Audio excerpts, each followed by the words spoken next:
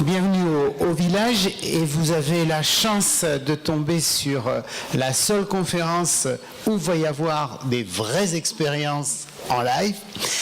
C'est donc Ludovic Fournier, qui travaille au Palais de la Découverte, qui va nous montrer, à partir d'expériences, comment on peut montrer ce qu'on appelle au grand public, et vous êtes le grand public aujourd'hui, ce qu'est la chimie.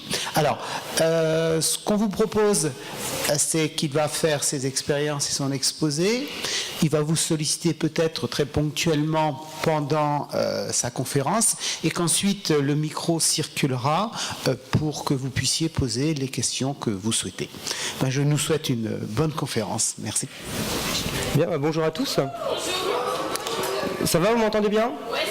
Ouais, ok. Non? Il y a quelqu'un qui dit non? Non, c'est bon? Ok, super.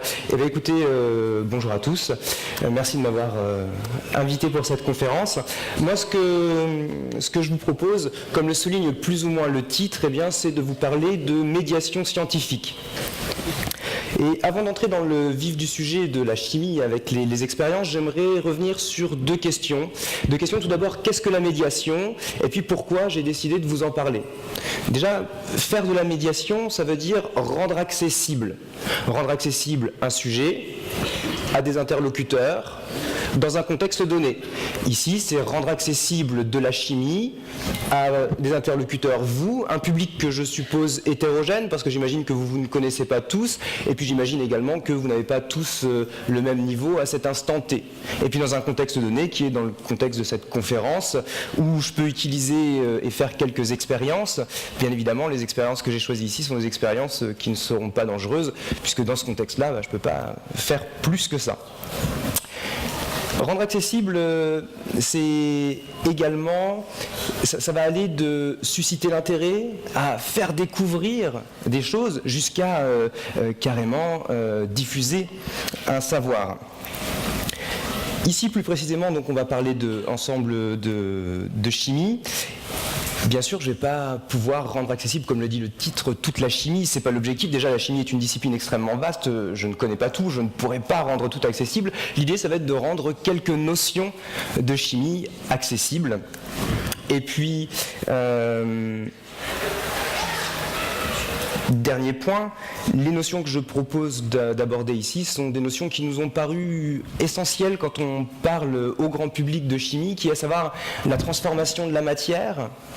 C'est un peu ça la chimie. La chimie, ça va être également l'exploration de la matière, et puis la chimie, ça va être de la fabrication de la matière nouvelle. Et puis l'autre point, c'est que la médiation scientifique n'est pas un cours, donc on ne sera pas ici dans le cadre d'un cours, il n'y a pas d'évaluation à la fin. L'idée, ça va être de susciter l'intérêt et de vous faire découvrir un petit peu ce qu'est la chimie. Et puis enfin, pourquoi est-ce que j'ai décidé de vous parler de médiation scientifique? Eh bien tout simplement parce que tout le monde est amené à en faire de la médiation. Même vous, vous êtes amené à en faire de la médiation. Imaginez que vous voulez présenter votre sujet de stage devant un jury.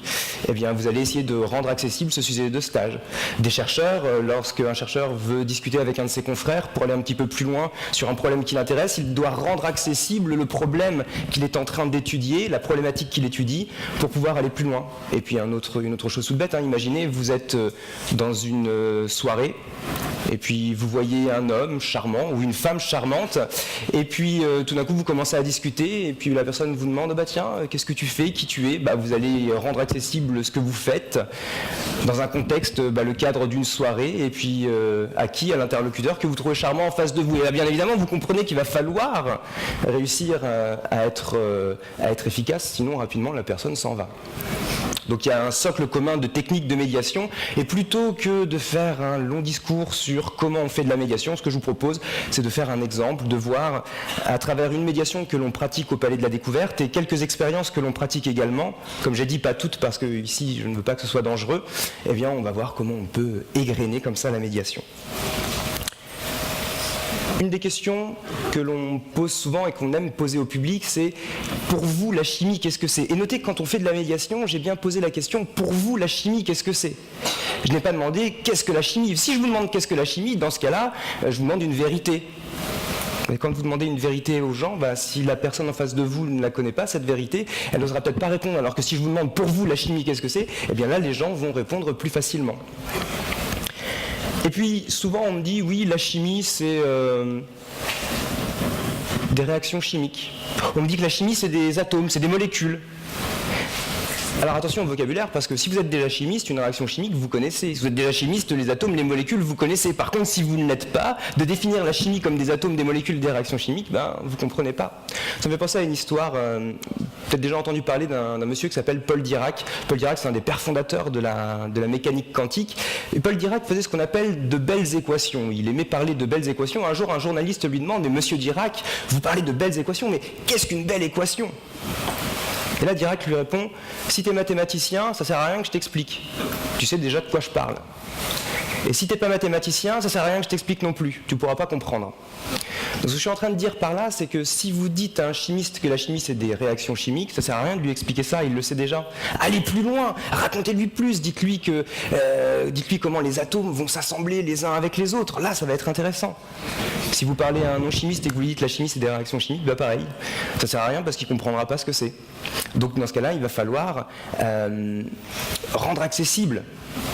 Eh bien, la chimie, ça va être une transformation de la matière. Et je vous propose de commencer par là. L'une des premières notions que j'ai envie de vous présenter quand on parle de chimie, c'est la transformation de la matière. Depuis longtemps, les hommes transforment la matière, depuis l'âge du bronze déjà, où on va faire des alliages entre le cuivre et l'étain, on va faire de la transformation de la matière. Et ce que je vous propose, c'est que la transformation de la matière, étant donné que c'est visuel, eh bien on va pouvoir observer une transformation de la matière. Alors je vous propose de faire une petite expérience pour illustrer cette transformation de la matière. Oui, là le but, comme je le disais, ça va être d'illustrer la médiation au travers de différentes expériences. Déjà, quand vous faites de la chimie, ce qui est génial, c'est que vous avez plein de choses à montrer. Donc, tant qu'à faire, là, on va pouvoir le faire. Montrons-le. Prenons ici, vous avez déjà vu, je suppose, ce genre de verrerie ? Ouais. Un tube à essai. À l'intérieur de ce tube à essai, je vais mettre une poudre. Une poudre qu'on appelle du bicarbonate de sodium. Peut-être vous connaissez le bicarbonate de sodium ? Vous connaissez déjà même probablement cette expérience. Je vais mettre un petit peu de bicarbonate de sodium à l'intérieur du bécher qui est devant moi. Et puis ce que je vais faire, c'est que je vais dissoudre cette poudre dans un petit peu d'eau. Je vais dissoudre cette poudre comme on pourrait dissoudre du sel dans de l'eau. Et puis à l'intérieur du tube à essai, je vais mettre un peu de vinaigre.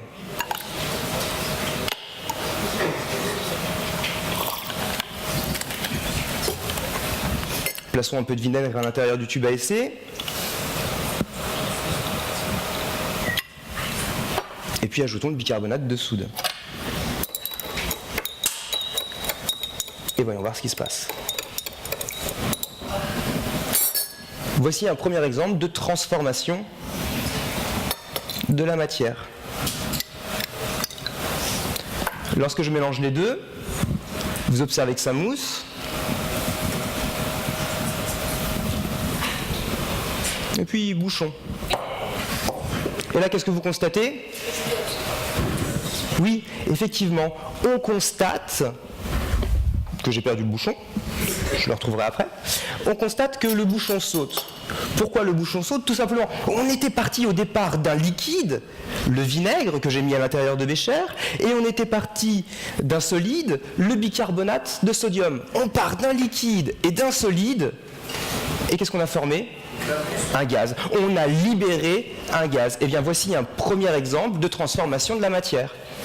Sauf que quand vous faites de la médiation, ce que l'on va vouloir faire, c'est d'une part transformer la matière, mais si en plus on peut rendre ces transformations beaucoup plus jolies, eh bien profitons-en. Donc ce que je vous propose, c'est de voir comment on peut rendre plus attractives encore ces transformations.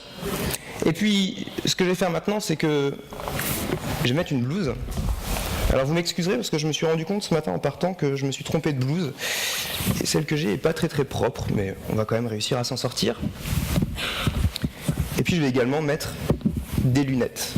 Pourquoi je tiens à faire ça ? Tout simplement parce que quand on fait de la chimie, et quand vous faites de la médiation,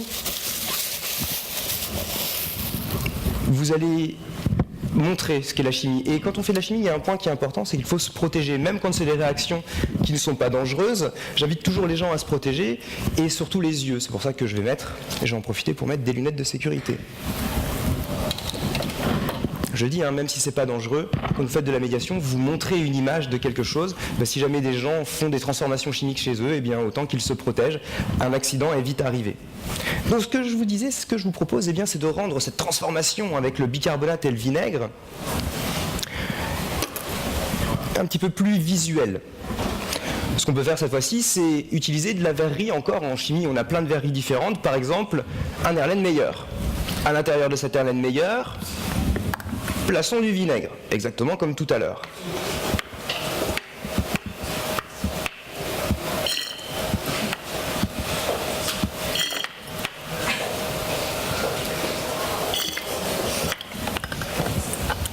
Et puis, la chimie, c'est également les colorants. On va pouvoir jouer avec des colorants.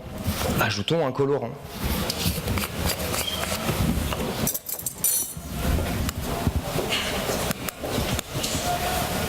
Un colorant de quelle couleur?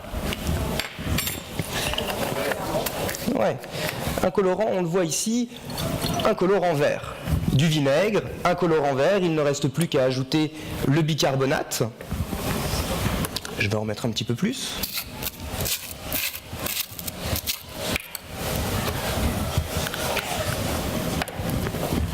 Que je dissous dans un petit peu d'eau, exactement comme tout à l'heure. Mélangeons les deux, voyons voir ce qui se passe.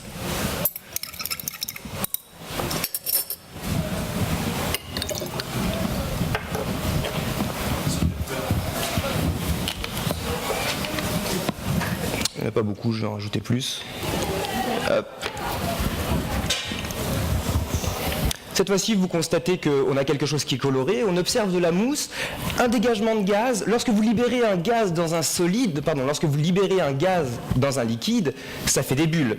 Ici, il y a formation d'un gaz puisque le bicarbonate de sodium s'est transformé en dioxyde de carbone. Et c'est le dioxyde de carbone que vous voyez s'échapper ici. Alors on aurait pu rajouter du savon à l'intérieur, du bain moussant par exemple, et cette fois-ci on aurait eu une mousse qui serait restée, puisque lorsque vous utilisez du savon, vous allez piéger directement un gaz à l'intérieur d'une bulle d'eau et de savon. Voilà comment on peut rendre des transformations chimiques encore plus visuelles. Et bien évidemment, on aurait pu imaginer des quantités encore plus importantes pour avoir quelque chose qui déborde dans tous les sens. Bon, ici je ne peux pas le faire, mais on aurait pu imaginer ça. Ensuite, quand vous voulez parler des transformations de la matière, on a vu les colorants, mais un colorant c'est de la matière. Oui, j'ai oublié de vous parler d'une chose importante, c'est que je vous parle de matière depuis le début, mais on n'a même pas défini ensemble ce qu'était la matière. La matière, quand vous regardez autour de vous, par exemple derrière moi, il y a du bois. Est-ce que le bois c'est de la matière? Oui. Et de la matière comment? Solide. Les pieds de cette table sont en métal. Est-ce que le métal c'est de la matière? Oui. Et de la matière comment? Solide. La matière peut donc être solide. Dans ces béchères, j'ai de l'eau. Est-ce que l'eau c'est de la matière? Oui. Et de la matière comment? Liquide. J'ai ici des colorants. Les colorants que vous voyez là, c'est de la matière également, de la matière liquide. La matière peut être solide, la matière peut être liquide. Et autour de nous, qu'est-ce qu'il y a? Du gaz, l'air. La matière peut être aussi sous forme de gaz. Moyen de se rendre compte que le gaz, c'est de la matière. Vous prenez un ballon, vous soufflez dedans, vous allez gonfler le ballon. Et le ballon, il gonfle parce que vous mettez quelque chose directement à l'intérieur. Et vous voyez là, quand on fait de la médiation, c'est important de prendre des exemples dans le quotidien des gens. Pour vous parler de la matière, je vous ai parlé des matières qu'il y a tout autour de vous. On aurait pu parler du sable, on aurait pu parler des rochers. C'est important de prendre des exemples qui vont toucher les gens. Si je vous parle de quelque chose, d'une matière, par exemple des quasi-cristaux que vous ne connaissez pas, peut-être que vous connaissez, mais qui sont un peu moins connus, dans ce cas-là, ça va moins vous toucher. Donc toujours important de prendre des exemples qui concernent le public que vous souhaitez viser.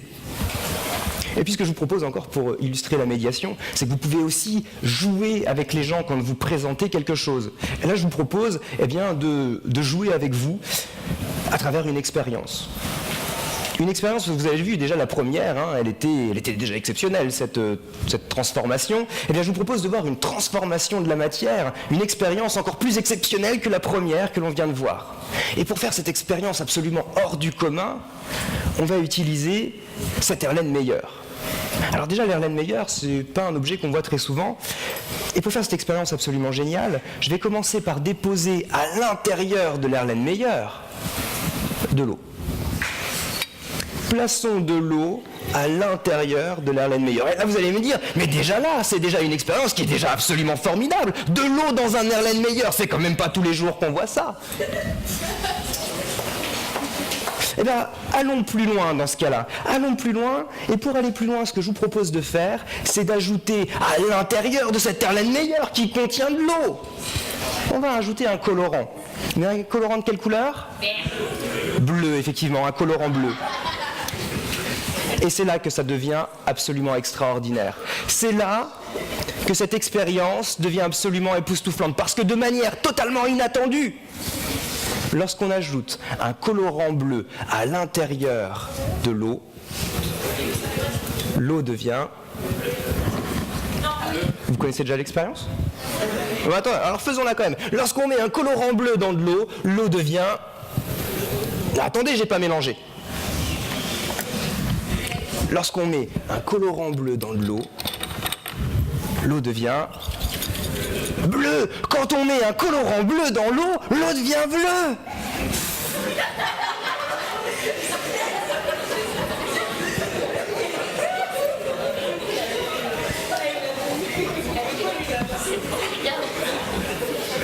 Non, je sens que vous êtes en train de vous dire que cette expérience, elle est nulle. Avec de l'eau bleue dans un Erlenmeyer, c'est quand même pas tous les... Bon, d'accord. Ok, non, mais je vois que vous n'avez pas... Alors, dans ce cas, ce que je vous propose, eh bien, c'est de prendre de l'eau et puis de mettre de l'eau dans les deux petits béchers qui sont juste devant moi. Et puis, on va réfléchir un peu, parce que ce qu'on vient de dire, c'est quand même pas facile. On vient de dire que quand on met un colorant bleu dans l'eau, l'eau devient bleue. Vous allez me dire, mais ton expérience, on la connaît déjà, on a déjà fait ça chez nous. Ben oui, par exemple, quand on prend du sirop de menthe, vous prenez du sirop de menthe, qu'est-ce que c'est ? C'est du glucose pour le goût sucré. C'est des arômes de menthe, pour que ce soit du sirop de menthe, et puis c'est un colorant vert. Alors en réalité, un colorant bleu avec un colorant jaune pour faire un joli vert. Et quand vous mettez du sirop de menthe dans l'eau, vous mettez un colorant vert dans l'eau, l'eau devient verte. Quand vous mettez un colorant bleu dans l'eau, l'eau devient bleue. Quand vous mettez un colorant vert dans l'eau, l'eau devient verte. Quelle est la couleur du sirop de grenadine ? Rouge. Et quand vous mettez un colorant rouge dans l'eau, l'eau devient rouge. Alors faisons une expérience. Prenons un colorant de quelle couleur ? Alors il n'est pas tout à fait rouge, vous voyez, il est orange. Et de manière complètement inattendue, lorsqu'on met un colorant orange dans l'eau, l'eau devient...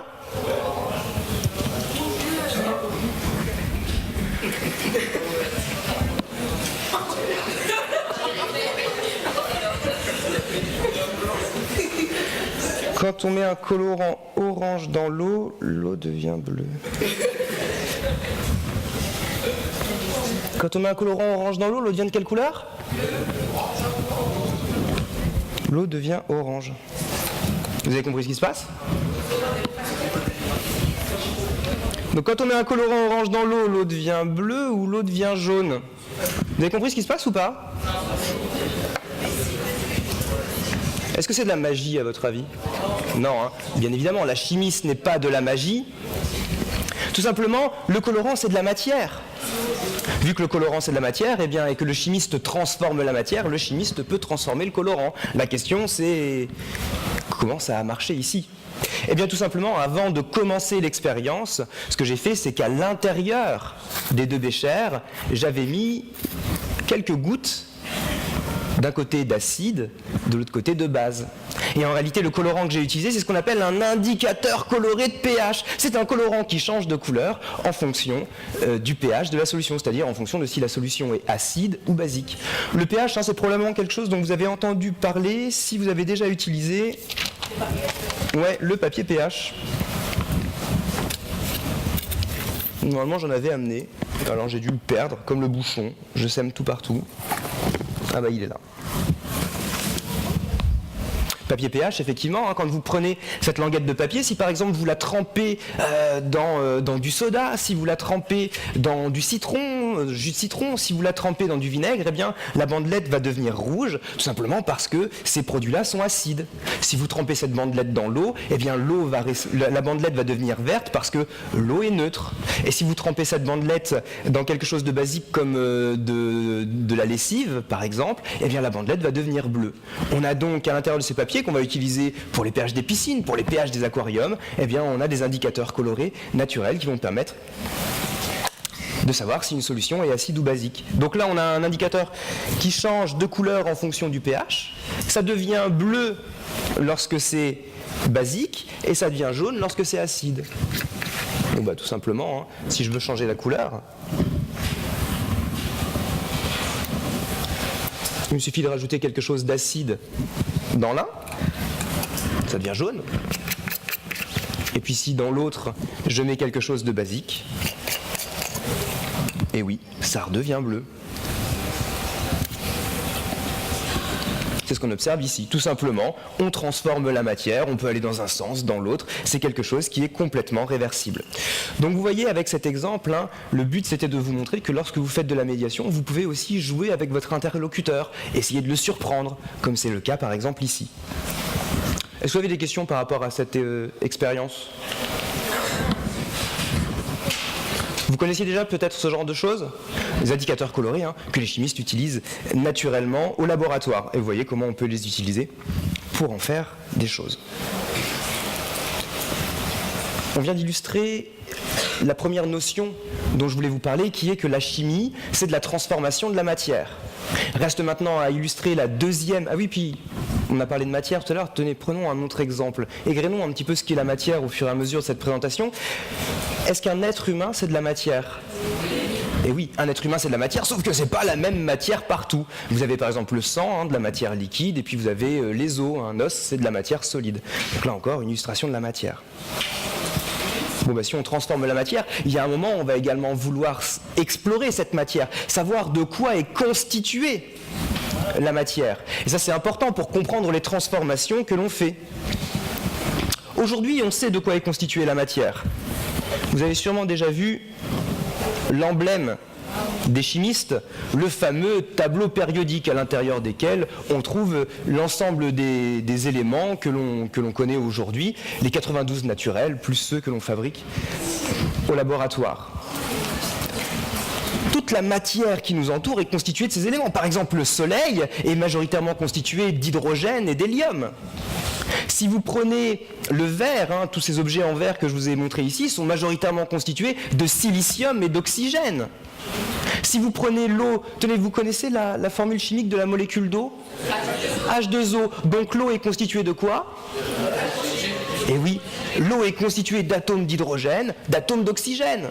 Quand vous prenez le sel de table, vous connaissez la formule chimique du sel de table ? C'est NaCl. Ça veut dire que le sel de table est constitué d'ion chlorure et puis d'ion sodium. Toute la matière qui nous entoure est constituée de ces éléments. Bon, la question qui se pose, c'est comment est-ce qu'on a découvert ça ?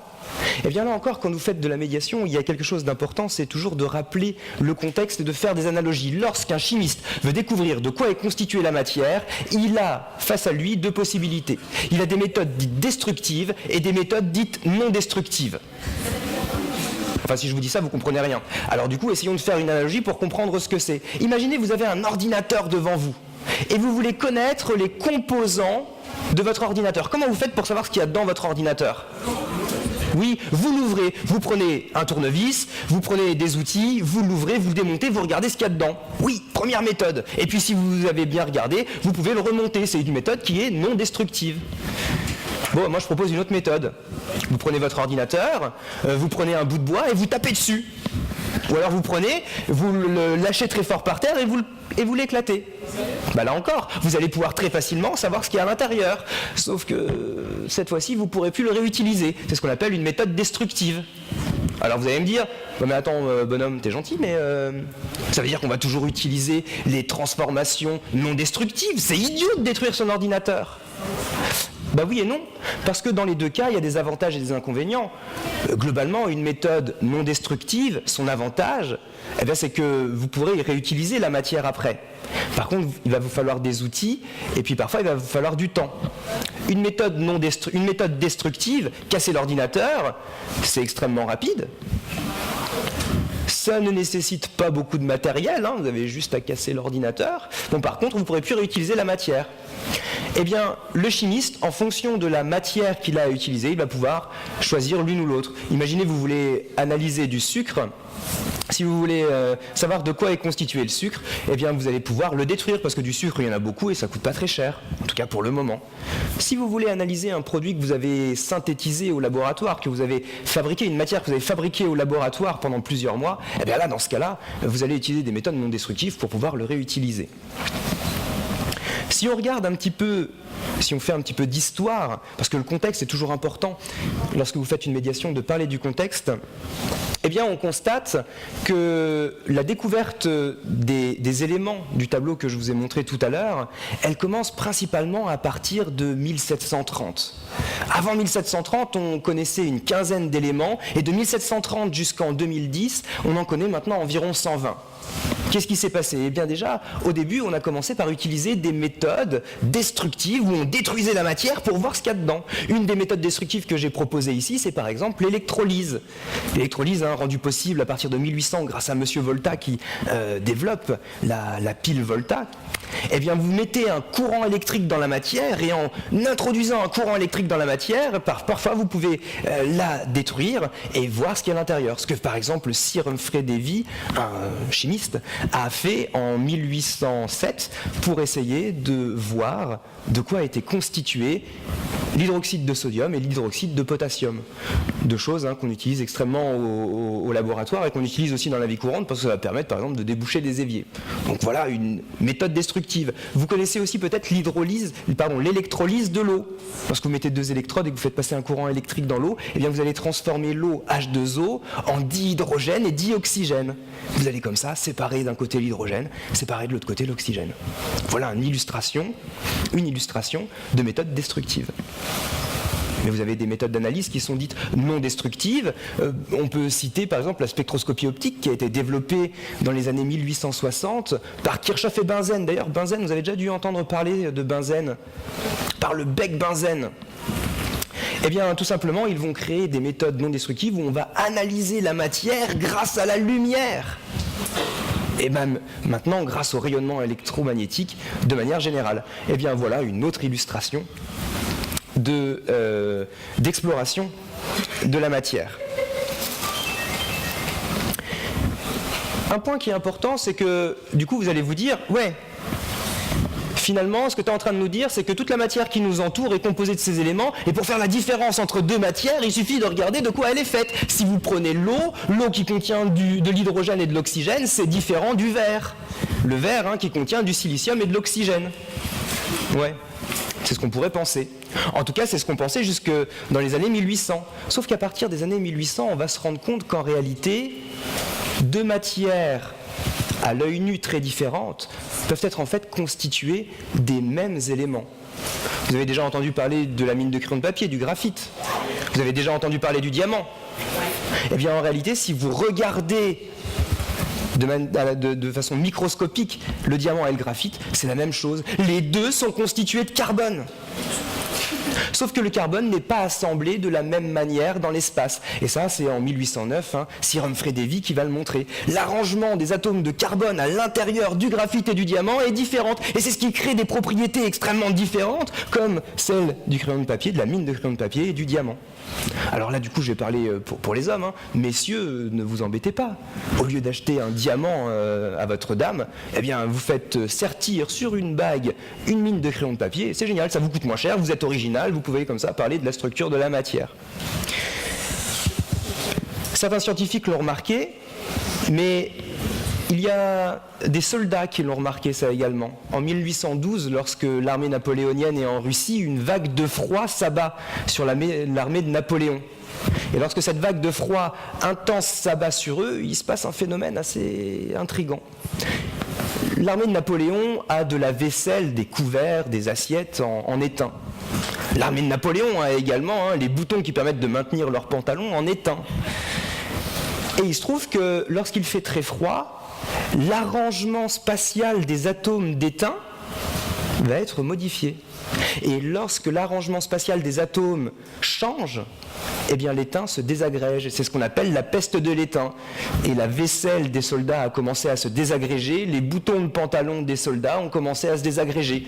On est en 1812. Donc vous voyez un exemple, là encore, de cette fois-ci, les atomes qui constituent la matière ne changent pas, c'est l'arrangement qui change. Lorsque vous faites de la médiation, c'est important de donner des contextes, de donner des histoires. Ça plaît toujours énormément aux gens. Et ce que je suis en train de vous raconter sur l'arrangement spatial de la matière, ça va créer quelque chose qu'on appelle la cristallographie. Alors, normalement, je devais avoir une caméra que je n'ai pas. Et j'espère malgré tout qu'on va pouvoir observer quelque chose à l'intérieur. Alors vous voyez, quand on est chimiste, on a plein de verreries différentes. Ici, une fiole. Utilisons-la. Donc, ce que je suis en train de vous dire, c'est que la chimie, c'est de la transformation de la matière. Ça, on l'a vu. On a vu également que la chimie, c'est l'exploration de la matière. Savoir de quoi est constituée une matière, de quels atomes, de quels ions sont constitués une matière. Et puis ensuite, il y a l'arrangement spatial de ces atomes à l'intérieur de la matière. À l'intérieur de cette fiole, je vais ajouter un produit. Alors, c'est une expérience qui est capricieuse, on va voir, j'espère qu'elle va fonctionner. Je vais ajouter à l'intérieur de l'acétate de sodium. En réalité, de l'acétate de sodium, il y en a déjà plein à l'intérieur de cette fiole. Est-ce que tout le monde voit la fiole? Ouais.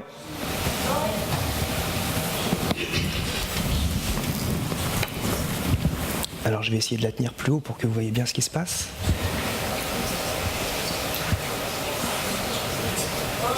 Vous voyez tout ce qui est en train de se produire? Il faut que je la baisse? Là, comme ça, c'est mieux? Donc, en introduisant cette solution, c'est une solution saturée, ça veut dire une solution qui contient énormément d'acétate de sodium. En ajoutant quelques grains d'acétate de sodium, eh bien on est en train de le faire cristalliser. Ça veut dire que l'arrangement spatial de ces molécules d'acétate de sodium commence à prendre forme et on a obtenu une cristallisation. Ce genre d'expérience, lorsque vous faites de la médiation, c'est important de la montrer parce que ça permet de voir que la chimie peut être également esthétique. C'est important de pouvoir trouver des expériences, quand vous faites de la médiation, qui soient facilement réalisables, qui soient facilement reproductibles, qui soient sans danger et qui soient rapides. J'insiste dessus parce que s'il faut attendre 3/4 d'heure, vous n'allez pas attendre. Donc ici on a une cristallisation qui se fait excessivement bien. Il faut savoir que toutes les cristallisations ne se font pas aussi bien que ça. Vous allez me dire, ouais mais ok, t'es gentil de nous parler de la cristallisation, de l'arrangement spatial de la matière, mais à quoi ça sert? Ça sert encore aujourd'hui en pharmacie. Lorsque vous prenez des médicaments, les médicaments que vous prenez à l'état solide, que vous allez ingérer, le principe actif à l'intérieur du médicament, il est cristallisé. Et les cristaux peuvent prendre plein de formes différentes. Ouais, et alors? Mais alors la forme est importante parce que en fonction de la forme de ces cristaux, vous allez avoir une dissolution des cristaux à l'intérieur de l'organisme qui est différente. Ça veut dire que si vous n'avez pas exactement la même forme des cristaux, la biodisponibilité du médicament, du principe actif, ça veut dire la disponibilité du principe actif à l'intérieur du corps ne sera pas contrôlée. Et c'est important de contrôler la libération d'un principe actif à l'intérieur de l'organisme. Donc la cristallisation est quelque chose d'important aujourd'hui en pharmacie. Donc quand vous faites de la médiation, c'est également important de vous présenter des expériences, de dire à quoi ça sert. Une application, c'est dans la pharmacie. Est-ce que jusque-là vous avez d'autres questions par rapport à cette deuxième notion qui est l'exploration de la matière ?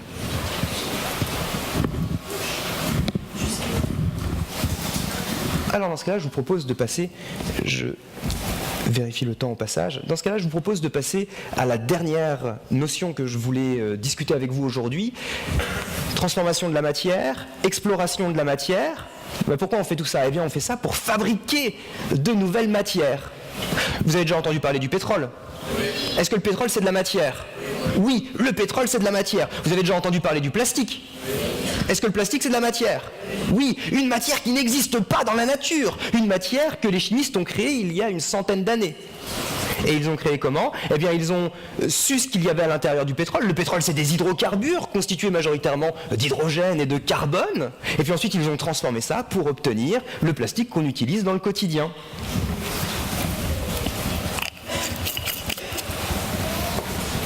Alors, au Palais de la Découverte, on présente un exposé qui s'appelle « De l'eau dans les plastiques ». Le titre de l'exposé n'est pas très vendeur, alors je me suis dit, tiens, si je veux accrocher les gens, parce que c'est important d'accrocher les gens quand vous faites de la médiation, si je veux accrocher les gens, il faudrait que je réussisse à trouver une expérience à faire tout de suite pour accrocher l'attention des gens, et qui permettrait d'illustrer ce que veut dire de l'eau dans les plastiques. J'ai réfléchi 3 bonnes semaines, et après 3 bonnes semaines, j'ai trouvé. Donc je vous ai dit que le chimiste transforme le pétrole en plastique, et j'ai amené quoi? Un gobelet en quoi? En plastique. Et puis, j'ai ici un bécher en verre, ce bécher en verre qui contient quoi? De l'eau. Eh bien, pour parler de l'eau dans les plastiques, pour illustrer, pour trouver une manip d'introduction, je me suis dit, pour surprendre les gens, la manip que je peux faire, c'est tout simplement de verser de l'eau dans le gobelet. Qu'est-ce que je viens de faire? Je viens tout simplement de mettre de l'eau dans un plastique. Et là, vous êtes en train de vous dire, mais c'est complètement idiot ton expérience, personne n'y croira jamais. Non, regardez bien. Qu'est-ce que je viens de mettre dans le gobelet? Alors, qu'est-ce que j'ai dans le gobelet?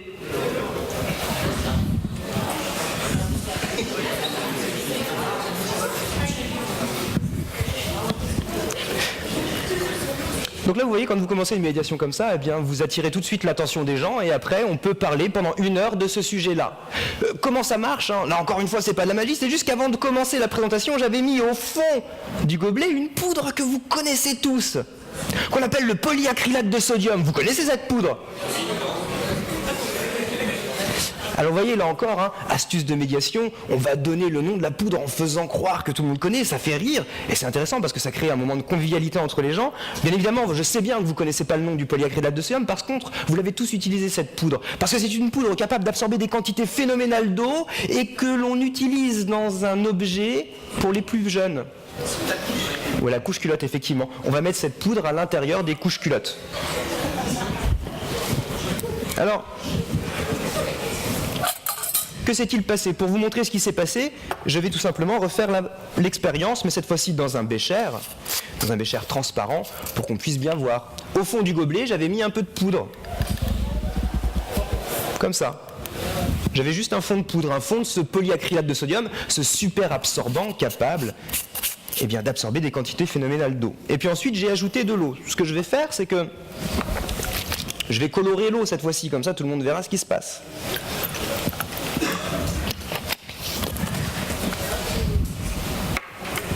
Je vais mettre un colorant orange dans l'eau. Et tiens, quand on met un colorant orange dans l'eau, l'eau devient de quelle couleur? Ah, jaune, bleu, orange. La bonne réponse, c'est on ne sait pas, on essaye et puis on verra bien. Vous avez vu tout à l'heure, hein, il y avait des transformations. Essayons. Voyons voir ce qui se passe lorsqu'on met ce colorant orange.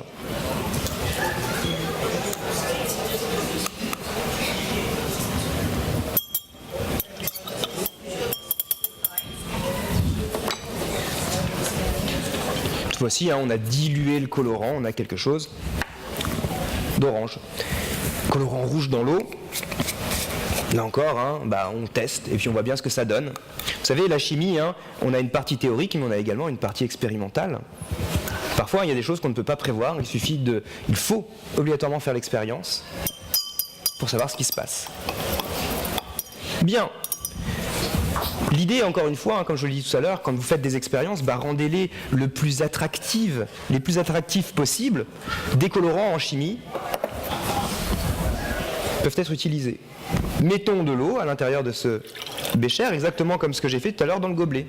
Et qu'est-ce qui se passe? Eh bien, il se passe que très rapidement, l'eau rentre à l'intérieur des grains de poudre. si bien que l'eau ne coule pas. Et puis ce que j'ai fait tout à l'heure, c'est que j'ai rajouté encore de l'eau. Bah alors, allons-y, rajoutons encore de l'eau.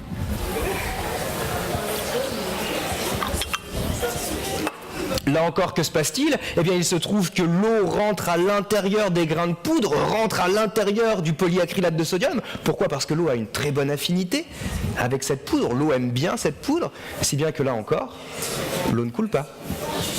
Cette poudre, elle a été développée dans les années 1960 au département d'agriculture des États-Unis au départ, et puis elle est arrivée dans les années 80 dans les couches culottes.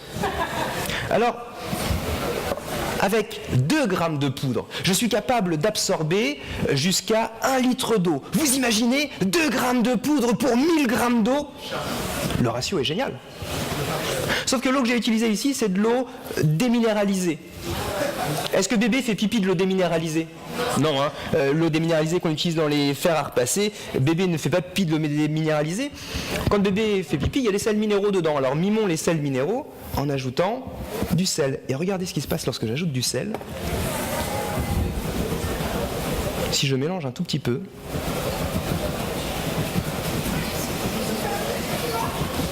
progressivement, qu'est-ce que vous constatez? Ça redevient liquide. Pourquoi? Parce que si l'eau veut rentrer dans les grains de poudre, le sel, lui aussi, veut rentrer dans les grains de poudre. Oui, mais il y a déjà de l'eau.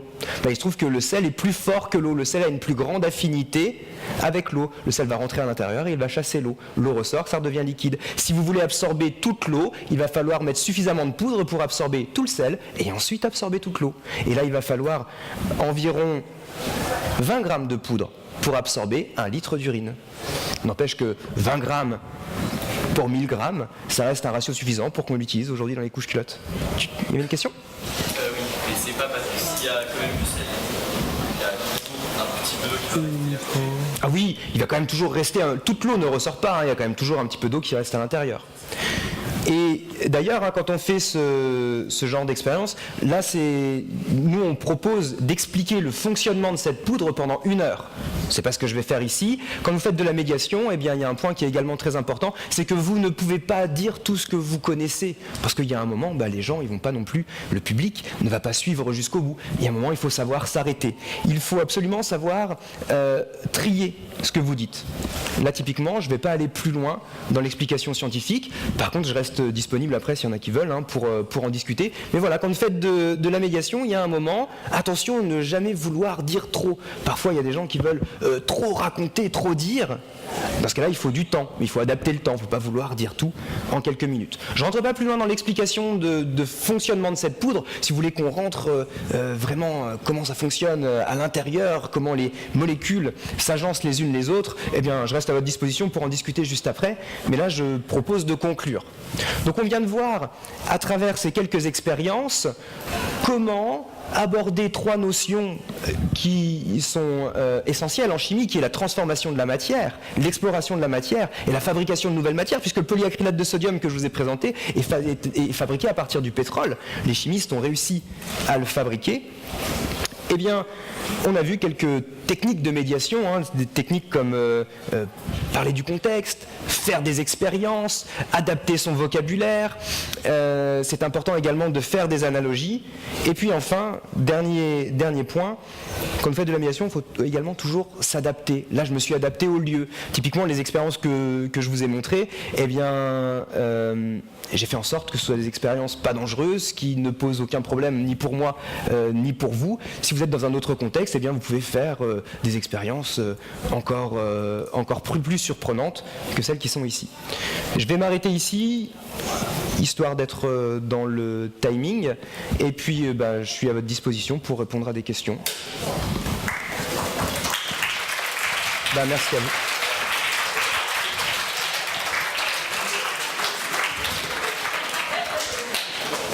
Bon, s'il n'y a pas de questions, on va remercier notre conférencier. Vous remercier pour votre attention. Au revoir et à bientôt.